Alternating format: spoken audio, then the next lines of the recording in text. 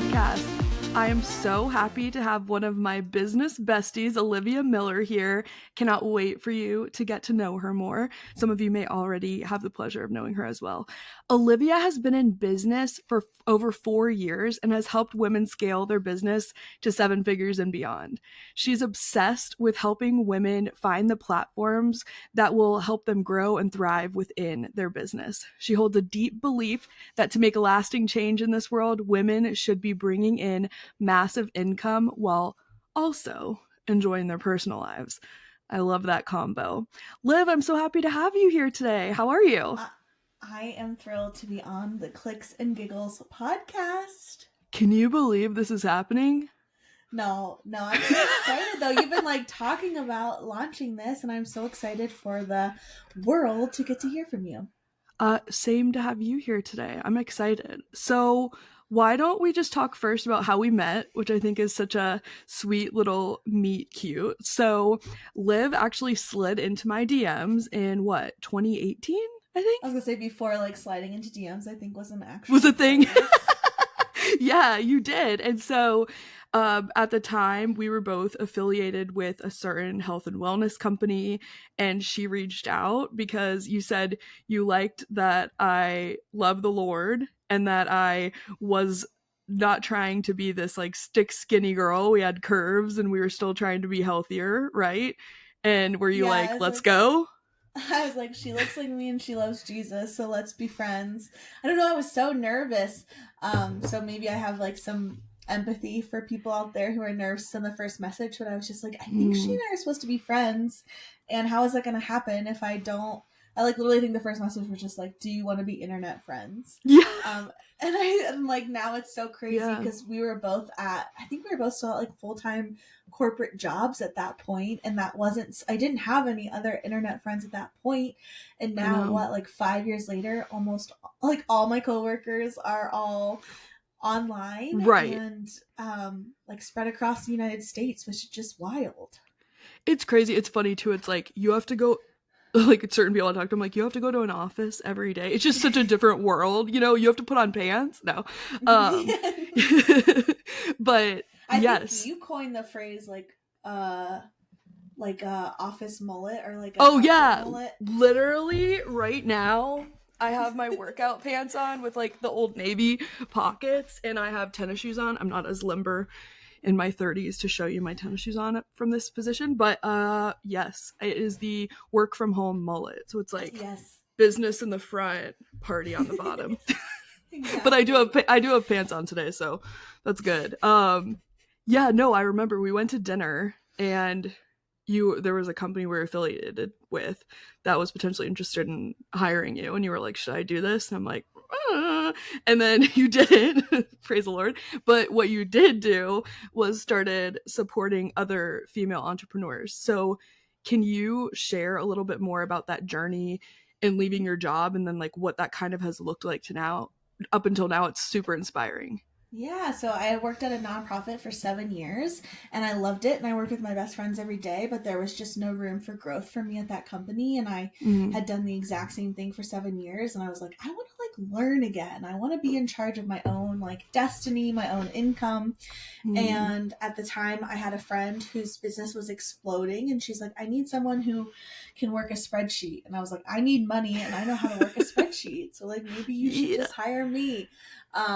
We were acquaintances at that point, and I think she just saw something in me and spoke life into it and was like, I think this could be something if you were ever interested in it. So I slowly was taking on more clients, and I wanted to make a go at it. So my business was based very not maybe solely on referrals in the beginning. Yeah. She happened to be a business coach, which was an excellent pairing for me as a service provider. And I had to quickly learn quite a few things, because as a business coach, she would be like, you should do X, Y, Z, and Olivia can do it for you. And I was like, well, I've never done X, Y, and Z before, but I will figure it out. So nowadays I say that I graduated from the school of Google. I have a Google degree at this point, because a lot of the things I learned were self-taught, because all of these amazing platforms have these like trainings on them, like they all call them different things, right? Like Flowdesk University or Cartra training, where you can go on and for free and learn how to use that platform and become, you know, like a specialist in it, and then help other women put their businesses online.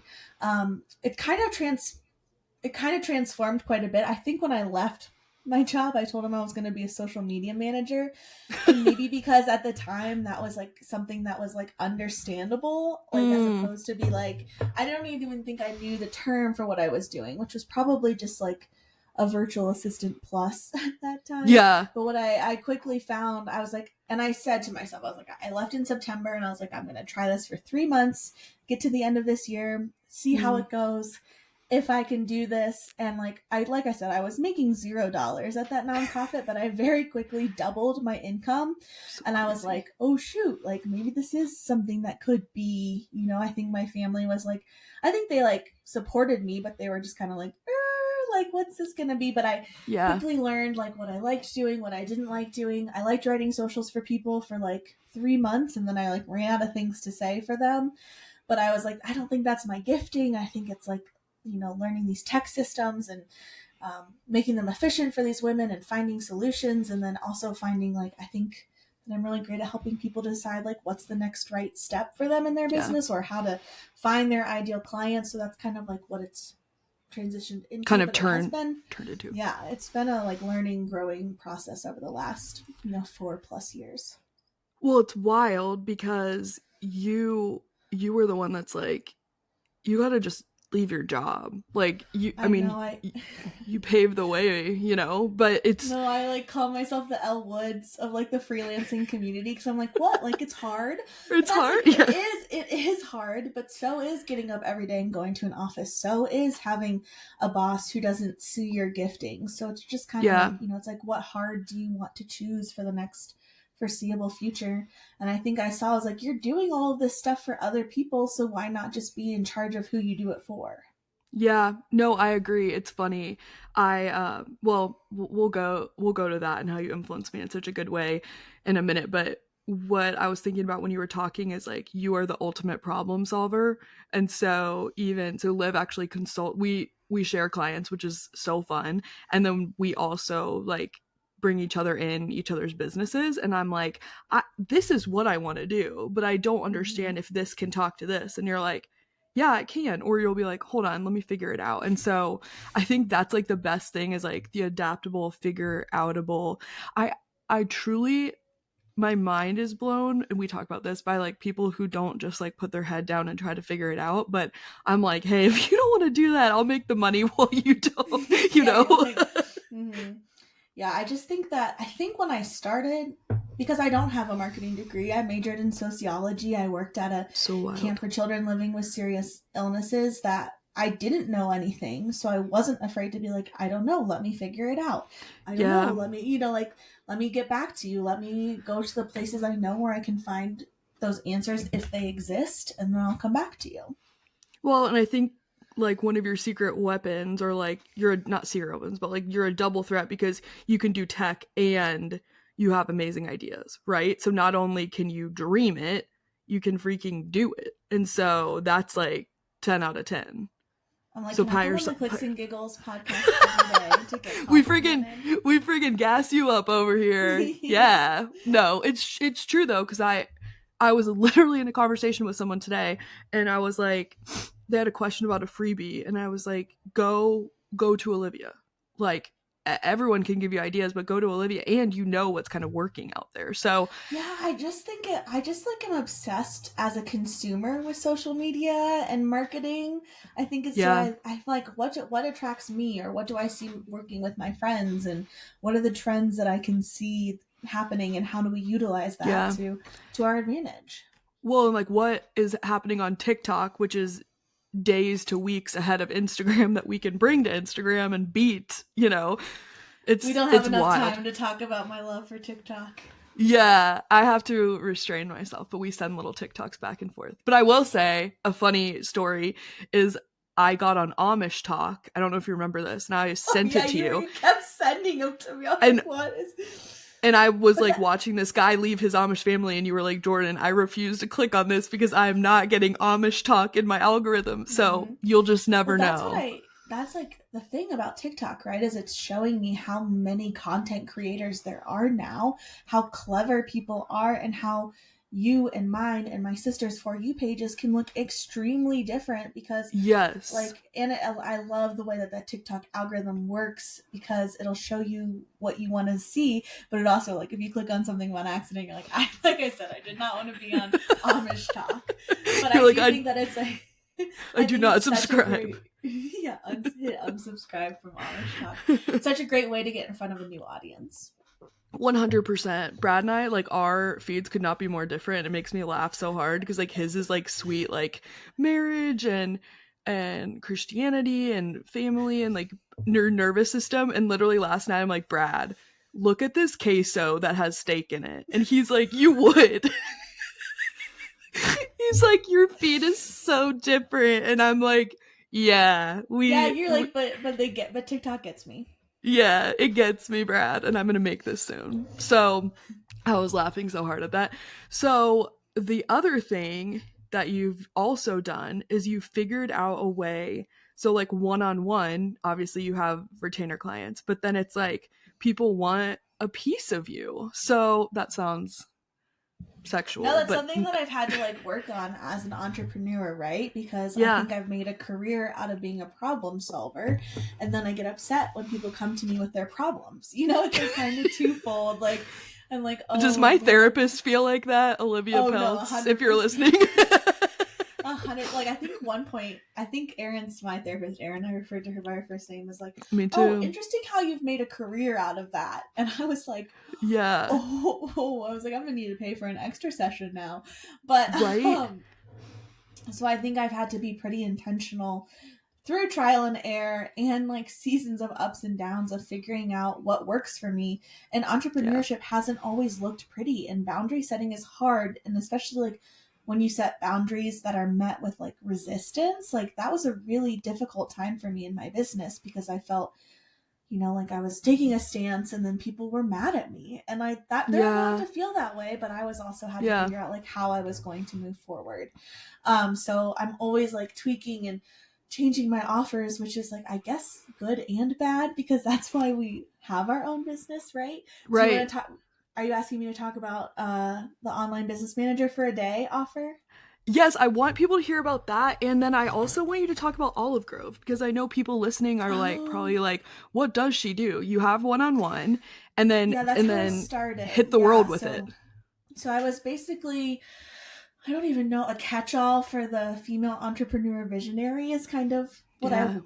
what I've become. I am really great at the logistics and making a business more efficient. I really struggle with like vision casting. But that is why I think I make an excellent partner to a visionary is because they can dream all day. And I'm like, okay, well, I will figure out how we get from where we are to where you want to be. But Yeah. what I found then is like as that was happening, I was having I grew quite a bit and I had quite a few clients and I was having the same conversations with my clients over and over again. And I was like, oh, like you guys are friends, but like I was like, shouldn't you guys be talking about this? And what I realized was they didn't necessarily have an avenue to talk about their Mm, business like woes, whether that be like retention, conversion, marketing, social media. And so I also just didn't want to only work with the people who could afford like an assistant or like a yeah. full-time employee. So and at the same time I think owning your own business is wonderful but can also be extremely lonely. So I was like, how do I Yeah. create a community where people can come together and learn things but also leave with tangibles, because tangibles are like really important to me, that you Yeah. actually have something that you can like go and use and implement. So when I hustled my best friend from leaving the job that we worked at put together. So shout out Alexa Howe for leaving her corporate job. And we started this monthly membership. It started as an email marketing membership, but I think a lot of the women in it might not even use my emails any longer. But we give them 2 newsletters that they can just copy and paste into their own email system, a sales email, graphics, done for you lead magnets. But so good. It's like on top of that, we meet twice weekly live on Zoom, what we call co-working. Typically, the first half of co-working is kind of a question and answer portion, just because I felt like there were so many times when I started a business that I just felt like I was like ramming my head against the wall trying to find an answer, like Googling, coming up against brick walls. And so I was like, what about a place where we can help one another out and like, you know, shortcut it a little bit, give you the answer. And there's still times where I'm like, I don't know, but I will figure it out for you. Or like, I don't know, but I can help you Google that. So that is Olive Grove, and it has really grown into this wonderful community of like-minded women who are encouraging one another and believe in abundance. And again, I think the online business manager for a day came out of a need of seeing like, okay, there are people out there who need some help, but aren't maybe willing to commit to, or not ready to commit to like a full-time employee on their team. So how can I jump into people's business for a day, help them see the forest from the trees, make some suggestions, take some action, take a to-do item off their to-do list, but also maybe rewind, create the to-do list for them. Like they don't know. They don't know what they don't know. Every once in a while, I'm like, man, I wish I had a boss to tell me what to do next. Because so that's kind of what I wanted to create, is an opportunity to be like, here's what I'm seeing that you're doing extremely well. And here's where I'm seeing, you know, potential areas of growth. And here are the action steps I would take to get there. And let me take a couple of those action steps off your to-do list for you and like hand to you by the end of today. I love it. I think it's so smart. And like the clients that we've shared or I've brought you in on and vice versa, like actually, this is like such a crazy update I haven't told you, but one of the clients that I brought Liv on this last year, I've worked with this client now, next month will be a year, which is amazing. And she had this freebie and she was like, I don't know if I like this freebie. And I was like, yeah, I don't know. I don't know if I like it either. Maybe we'll make a new one. But I said, before we make any changes, like we always look at the data. Like I can think something's not cute or the favorite graphic all day, but the data tells you otherwise. And so I brought Liv in because while I'm good at making other people money and working with those numbers are not my favorite. And so I was like, Liv, can you look at this? And she's like, oh my gosh, this freebie converts at like 32%, which is insane. And are you ready for this? We ran ads from February, almost a year now. And of the people in every launch, it was over like 50, 60%. This last launch, Liv, almost a year of running ads, 70 something percent of the people in her last cohort were from that dang lead magnet. Yeah, that is crazy. And it's just like, it's just having the knowing how to maneuver a system to figure that out. And some people don't have time to sit and Google all day when that's what I've like made my job out of. So it's like, okay, let me hop in, see what I'm seeing. And like you can, and that client didn't have to pay me, you know, a full-time employee salary. She paid me for like an hour of my time. And look what we discovered, how much money it put in her pocket. Oh, 100%. And then like she like paid, we went hard on it, and then organic, we went hard on it too. And we were like, let's freaking go, you know? And so isn't that crazy? That's wow. Yay. Congratulations to that client. Yes, and congratulations to us for being clever and scrappy and freaking figuring it out, you know? So Liv, if someone, say they have a great offer, they know what they bring to the table, they know they can get people some sort of result, right? What would you say starting out is like the ideal tech stack or softwares to start with that you can scale as you go? And if there's a different way to explain it, hit me up with the answer. You know what I mean? Yeah, no, thanks for teeing this up for me. So I want to say, first of all, to like be easy on yourself, because no one person can be great at everything in business.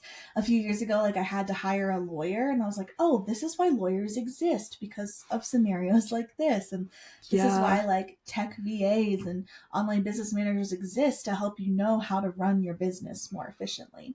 Okay, but if I were about a year into business and I was seeing some success, I would definitely make sure I had a email marketing system that would be able to help me deliver all of my clients' information, like onboarding, automatically for me. So that would be a great place to start. So whether that's a lead getting a lead magnet or a new client getting their onboarding information. I think one of the first systems that I implemented, which maybe people don't even think is a system, is Calendly. So being able to send somebody a link to schedule a meeting with you, that it automatically appears on your schedule, because sometimes you don't even think about those, how much those little tasks add up in the day. But I think Calendly is like a pretty incredible system to keep you and your potential leads organized.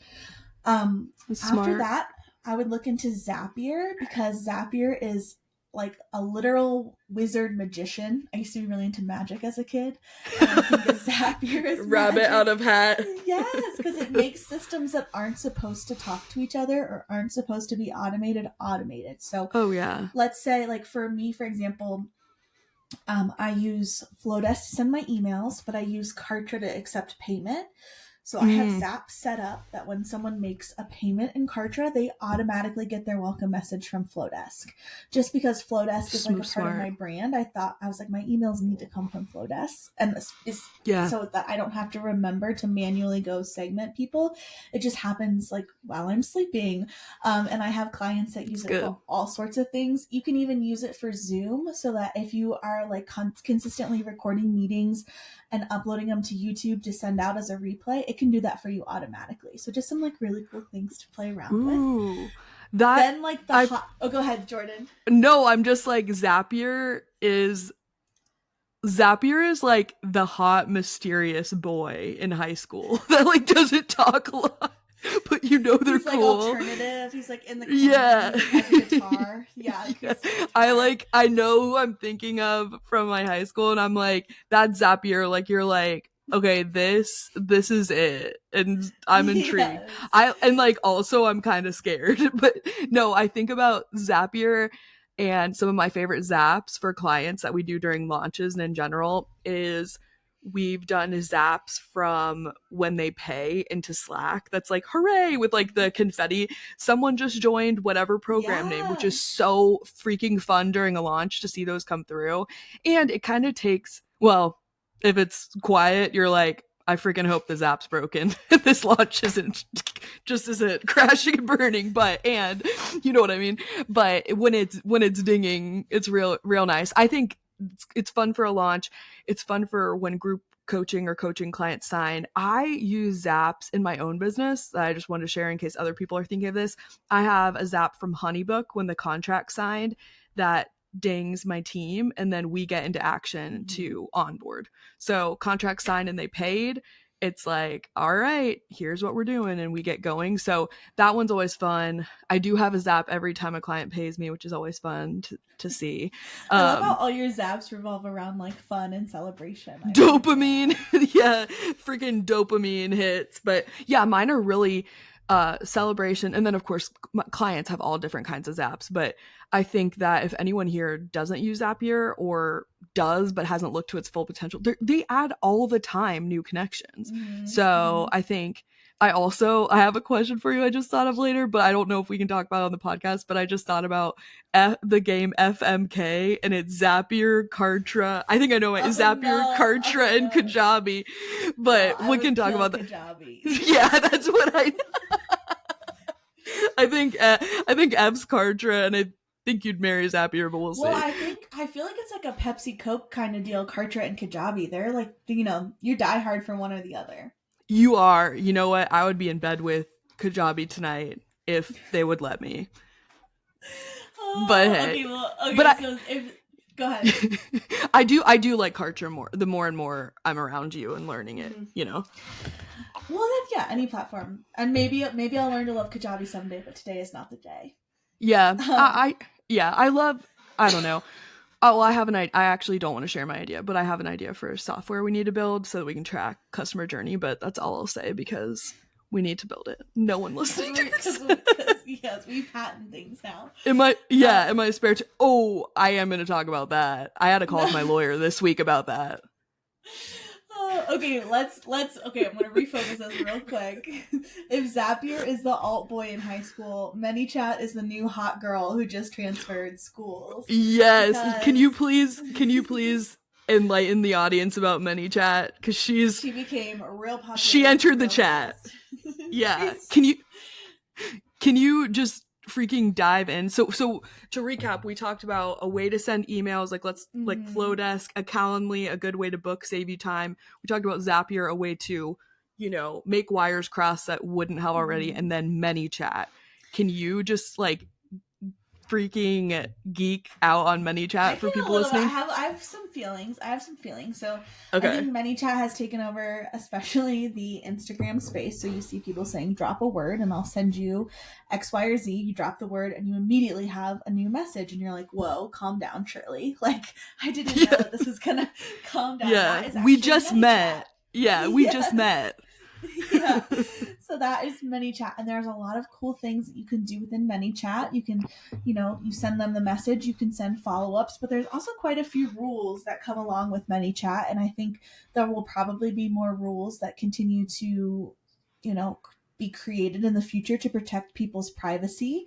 But right now you have to get your user to interact with you within the first 24 hours for you to even be able to send them anything additional. So that's why people want you to click buttons or respond. That's how that you can like get more messages to that person. And then you have 24 hours to message them before it expires. This is giving Bumble vibes. Did you ever go on Bumble? Yes, I was a part of the dating app generation. For sure. Okay, me too. And that's how I met Brad. And you had to time that right, baby, because that's so interesting. Like, I would always send my messages at like 8:30 p.m. because then I knew they had like that night to read them. Hey, if you're online dating, here's a strategy. And then they had the whole day, and then they could get off of work both days and reply. Like, you had to be strategic. So, Jordan, I was never that. Who knew you were such a you know what? App guru? That's your next podcast. Truly, it worked. He's a good egg, but like you have to. It reminds me of Bumble and the fact where like the boy had to message first, right? So like we message them, but then we have to wait for a response before we can send another one. Yes. So now girl messages first, Bumble, and then they have 24 hours. Yeah. Okay. Yeah, and so you're like, hello. So so for ManyChat, they have to interact. So you got to So people are doing this wrong.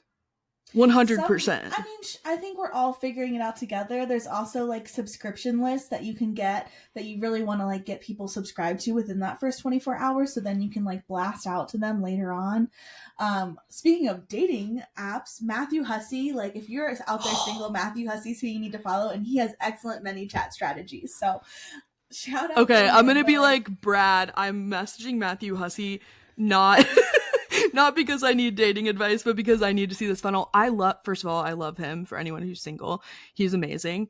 And that is so cool. Yeah, there's certain people we work with that have good ManyChat funnels, but we'll remain nameless because we don't need no lurkers. It's a great way to, kind of qualify your leads automatically before you even enter into a conversation. Like so many similarities between dating and business, right? Like where you're talking to someone for so long and then you're like, oh, but you don't like dogs. Oh, that's a deal breaker for me. So you can totally like weed people out through these automation processes or set up your pitch based on like how they're answering your questions. So if you know that you only, like if I only work with women who make X amount of dollars and are looking to grow their email list, I can ask certain questions and then, decide what to offer them based on their answers. It's like a web of funnels, right? Like it looks like a spider web, the if then logic. If they answer this, then we're going to offer them this. If they say this, we're going to offer them this. But I think it's also important to like know your ideal client and who you're speaking to and how they would respond to a robot. Yeah, that's so true. Like Well, and we were talking about this the other day offline, like people, if it depends on also your tone as a business and business owner, because like A, it's a robot, and B, you need to make it sound less like a robot and more like yourself. So how do you want to sound when you are in the DMs of someone, even though it's doing it for you, right? And it's still a robot. It's not perfect, and perhaps Yeah. someone messages you a question that's like outside of the flow, and then you answer it, but then an hour later they get the next part of the flow and you're like, oh, sorry. Like that was like that was you can't really like pull them my out robot of the funnel. my robot went rogue. My client like, oh, my assistant was in here and confused. You know what I mean? Yeah. So like I think we're all she's still very new on the scene, and we're all trying to figure out how to utilize her to the best of our ability, and impart human nature, and like when does the automation start and the real relationship building begins. But definitely a tool that can help you get out of the weeds, or free up time for a staff member if that's their main responsibility. I think that's super smart. And wouldn't you recommend just someone getting an account just to like dabble and then reach out to you for your new offer if they need help? The first thing I would suggest is maybe reaching out to somebody who has a bot and seeing how you feel about the interaction. So like Jenna Kutcher has a great bot, Matthew Kelsey has a great bot, and maybe even joining some of their subscription lists just to see how they like utilize that function. Yeah. And then sure, get a ManyChat account, like play around with like a keyword automation for a reel or a story. So like, also, I would suggest like the first step would be to list out all the lead magnets that you have and create a keyword for each of them. That's like my tip. Instead of setting up a new automation for every time you post, just have one set for all your posts that have to do with the leads, like the freebies you're already offering, and make sure to choose words that people don't like comment frequently, even if you use even if you use the keyword me, if someone comments amen, that sends them the automation because there's an me in amen. So just like things like that. So that's why I think working with me or a tech wizard out there could be helpful, who's just a few steps ahead and can help you get to where you want to go faster. Yeah, that is a really good point. I haven't dug into it yet, but I'm super excited. We share clients that are using ManyChat automations. We put fuel behind it with paid, so then it's delivering both ways, whether they comment or whether they click to download it the other way. And I mean, you might as well give it a whirl and try, and then bring in the help when you need it. Oh my gosh. Yeah, I always say there's like no such thing as a marketing emergency, right? If someone gets the wrong message, we can fix it. Right. 100%. Also, we have to share this story without saying clients' names, but this is freaking hilarious. Similar on that is driving home. So my graphic designer, Kelsey, redid a client's guide for them.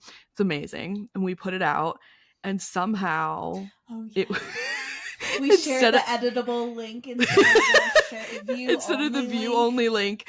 And I like literally get a message like 2 days after Christmas, like driving home from being with family, that's like, this is something's awry. This is like a travel guide, not a like, floor guide. And yes. Like, and we literally, that person straight hustled. They took the guide. We were laughing about this so hard last week when I was with our client. Because she didn't know the full story. She's like, what the heck? They took the guide, instead of duplicating it, it was a well-designed guide. They edited it. They turned it into a travel guide. And then they put at the top, it was going to be like $100. And they were going to teach you all these things once they were going to put a paywall and then deliver it. Luckily, we restored it and fixed it. But like, truly, there's not, like, it was fixed in 15 minutes and got everyone what they needed, and it was no big deal. And it was like a Thursday night at 9 p.m. and it was fine. Yes. And so it's just funny when you talk about that, because before doing this on my own, and the client was totally fine. I just think it's hilarious. I'm like, that is a story. Someone freaking changed the guide to their own guide. I'm like, that is ballsy, and like 10 out of 10. Also, how pissed do you think they were when they because we fixed it so fast from when they did it? They probably went in and were like, where's my travel guide? No, yeah, I think we put a lot of pressure on ourselves because it's our business, but like people understand that like when you're moving fast and building a business and trying things, that like mistakes will happen, but they're all fixable. And even in email marketing, I think people are afraid to like mess something up, and it's like if there's a wrong link, we can send out the right one, you know what I Yeah, mean? we can figure it out. No, and so no, that is hilarious. Yes, I Jordan, I always have one more. Oh, go ahead. oh, you go and then I'll go. You go. I have one more system to show you Ooh, because we're on the Clicks and Giggles podcast. yes. I think if you're seeing some success and you're ready to take it to the next level, I do think a website is something to seriously consider, so you can get your Facebook pixel on there and start Yes. tracking who is visiting your site, so you can get them excited and retarget them in the future with ads. Yeah, Liv, thank you so much. I didn't even have to say that. Well, you know the benefit because we add fuel to the fire for our clients with ads. And Even if yes, I think if you're going to run ads anytime in the next year, why not get that Facebook pixel on your website? truly, like, are you ready for this? I have a client who closed cart last night. I think in January I have like 10 launches, which is crazy. Uh Send help, and I love it at the same time. But I can go because the pixels on their site, and last night I was like, "Hey, this week alone 67 people have initiated checkout." So like I can give them data like that from within Ads Manager and its overall numbers, and then I'm like, and from ads it was 32 or whatever it is. And so there's so much more that people can get, like knowledge and data wise, just from having it on there. So yeah, I agree 100%. And from the day you put the pixel on your site, you can go back 180 days. So really, like, why would you not? And Google Analytics, such a big fan, because it really tells such a big story. Even, looking at a client that you're like, oh, their clientele's older, like they're probably looking on their desktop, and it's like, no, 89% of their website's mobile. You better be sure as heck that that person's talking to their designer, making sure that website is like mobile Mm-hmm. optimized. Mm-hmm.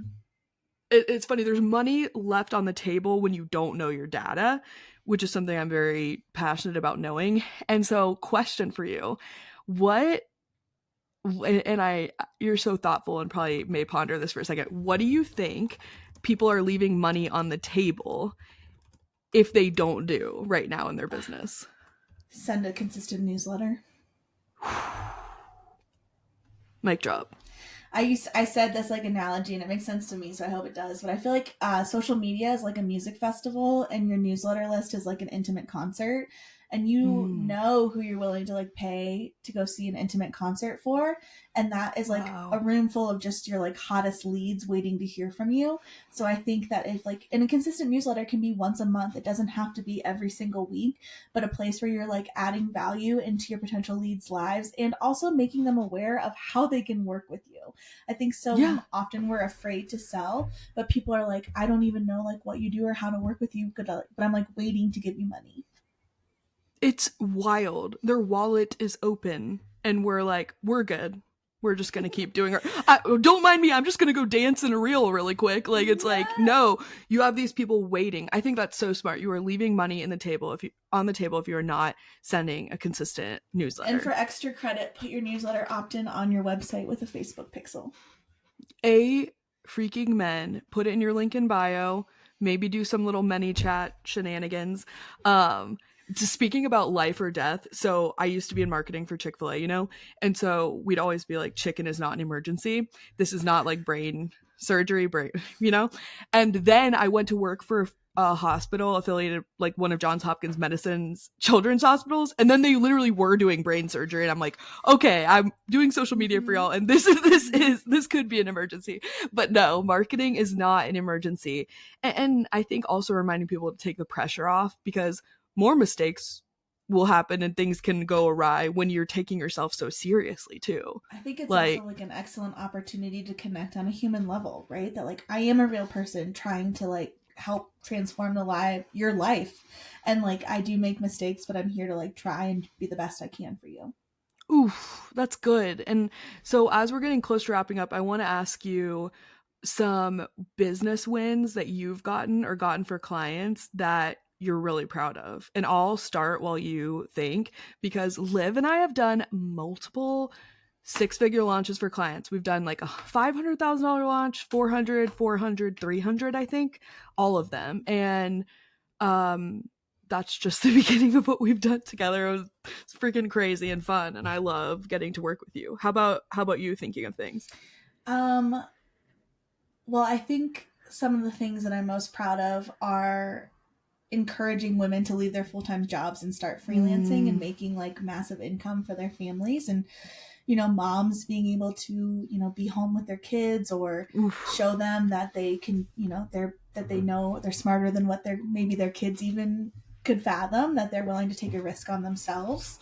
And then I think taking a client from like 350,000 to 1.6 million will always be a high for me. Is like helping women who are working really hard and really care to make incredible income is amazing. And I just think giving women a place to like be like, no, I'm worth this. I'm worth the energy of starting my own thing and believing that they can do it, and giving them the tools to change other women's lives. Yeah, I love it. So I'm going to ask you some fun questions in a minute, because this is the Clicks and Giggles podcast. But before I do so, can you just tell people where they can find you? It's going to be in the show notes too, but if you'll just do a synopsis of the new offer, talk about maybe a lead magnet you love that might help them that we can link, and anything else before we go to the fun part. Yeah, so I hang out mostly on Instagram at Olivia Marie Miller, my full legal name. And one of my favorite things was when a teacher would be like, you don't have to take notes. Like, I'm going to send out the, like I'm going to fill out for you or send out the recording. So if you were trying to furiously write when I talked about the 5 systems that can help you level your business, no worries. I have that freebie. It can be found in the link in my bio on Instagram or on my website. My website is just olivemarie.com. And then the offer is like online business manager for a day. Maybe I'll come up with a more catchy name here in the future, but if you are looking for someone to come in and see what you can't see, look at your numbers and make future like write out some future areas for growth and how to get there, and maybe even take some of those things off your to-do list, I would love to help you with that. And again, you can probably find that at olivemarie.com, or even just like DM me the word OBM for a day, and we can do that together. Yeah, I think that's perfect. And so let's have a little fun, why don't we? And this will all be linked in show notes.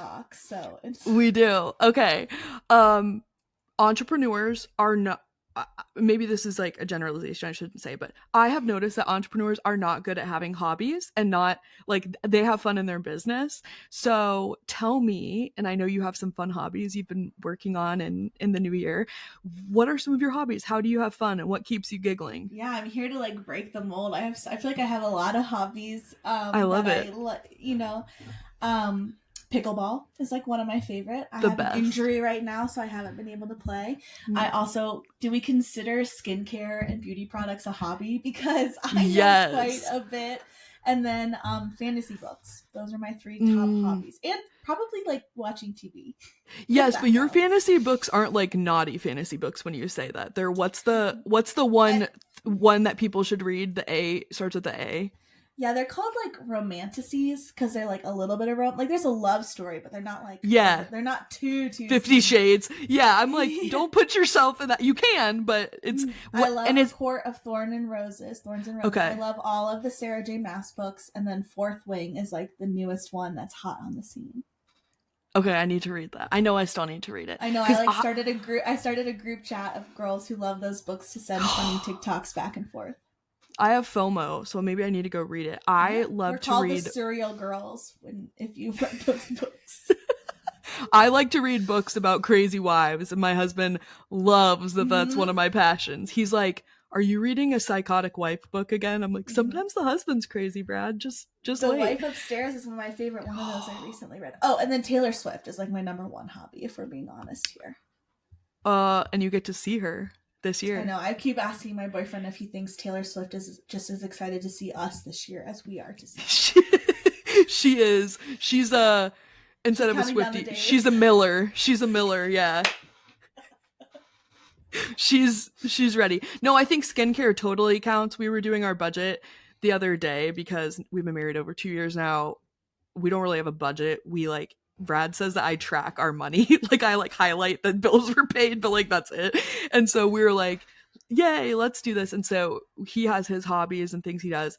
And then I was like, okay, of that amount, I want this amount for like beauty, like for getting my hair done and my nails or whatever. And he's like, maybe like getting your hair done is one of your hobbies. And I said, sure is, Brad. If that's like, want to track it, sure. Yeah, I don't care. However the numbers shake out, but honestly, I'm actually going to Dry Bar today. So heck yeah. But self-care is a hobby.